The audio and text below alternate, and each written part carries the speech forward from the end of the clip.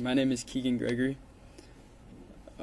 and on November 30th, 2021, my life and many others were changed forever.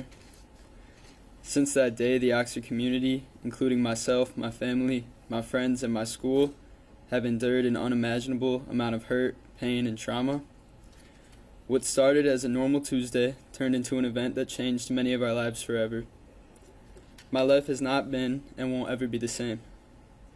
Before the shooting, I was doing well. Life was comfortable and without any major problems. I trusted that people and the world was safe, especially my hometown. On that Tuesday, I walked into the school as a normal ninth grader, yet I walked out an entirely different person. And I am overwhelmed by grief, shock, fear, and disbelief. On that day, I was trapped in the bathroom with the perpetrator and with Justin Shilling. We were stuck helpless and cornered with no defense. I was right there when he was shot and killed, yet I couldn't do anything about it. I was in absolute disbelief and shock. It doesn't feel real that somebody has the capacity to kill people without any remorse, thought, or cause. Everyone at school that day was living their own life, and there was no regard for who he shot at and or killed. It was, and always will be, the most terrifying moment of my life.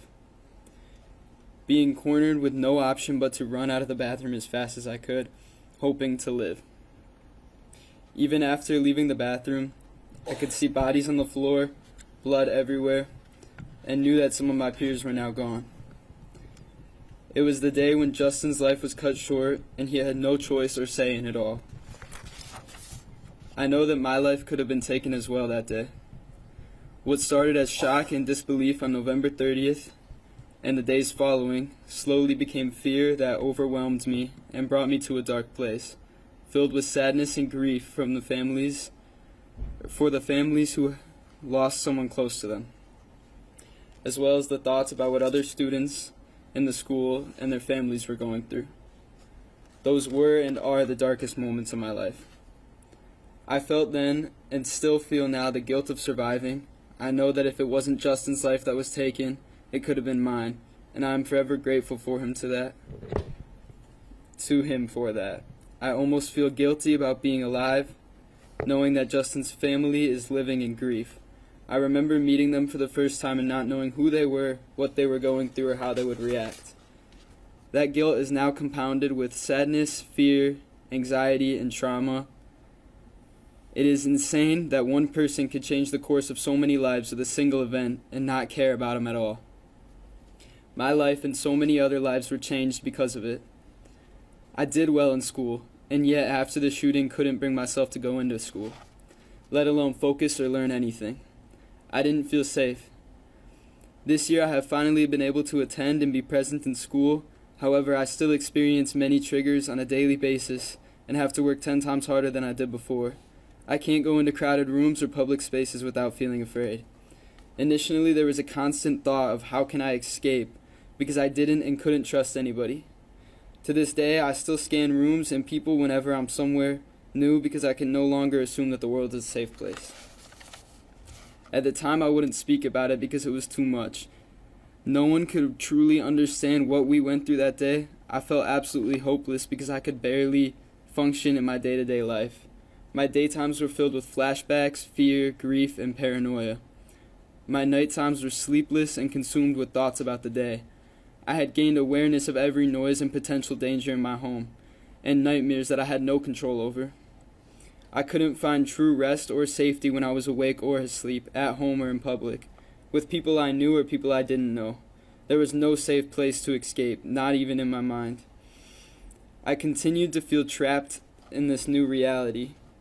Even knowing that there was a 0.01 chance of anything bad happening, the potential danger or harm is always in the back of my mind. With the past several months, my family moved out of state. It has been extremely difficult to meet new people because I didn't know who I can trust. Well, when I do meet new people, it's hard to explain to them what I went through on that day and the impact it has had on my life. They can't truly understand or relate. It's scary to know that there can be someone else in this world that has the potential to harm so many. It's harder to function in my day-to-day life while everything takes a little extra thought or precaution. I used to be good in school, now it's hard to be in the building, let alone socialize or learn when my brain is constantly operating from a place of fear and anxiety. My life is now full of what-ifs, and it's hard to present in the moment. He robbed me and the Oxford community of so many things. Thankfully, our community came together to support one another.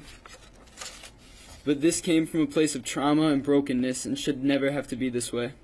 So many people, including myself and my family, had to reshape, reorganize, and reschedule their lives financially to accommodate for the aftermath. The therapy appointments, groups, doctor appointments, community events, court dates, etc. When we were in our most vulnerable states, we had to endure the challenges and obstacles that come with the tragedy. There are so many things in our lives that won't ever be the same. We were ultimately robbed of our trust, safety, security, friends, school hobbies, and life as we knew it to be.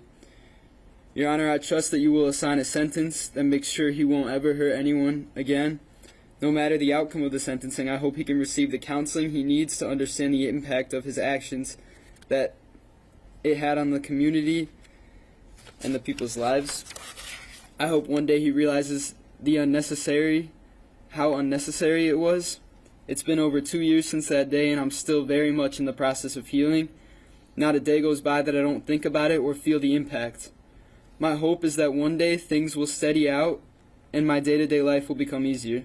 I hope that we can all heal to a point of living without feeling afraid, anxious, hopeless, or guilty. I hope this is something that will grow with me and strengthen me, but no longer define me. I hope we can all get to a place where November 30th, 2021 is a day of remembering the lives who were taken and is no longer remembered in the way the perpetrator had intended. I hope we will come out of this stronger than we were before to carry on the legacies of the four lost.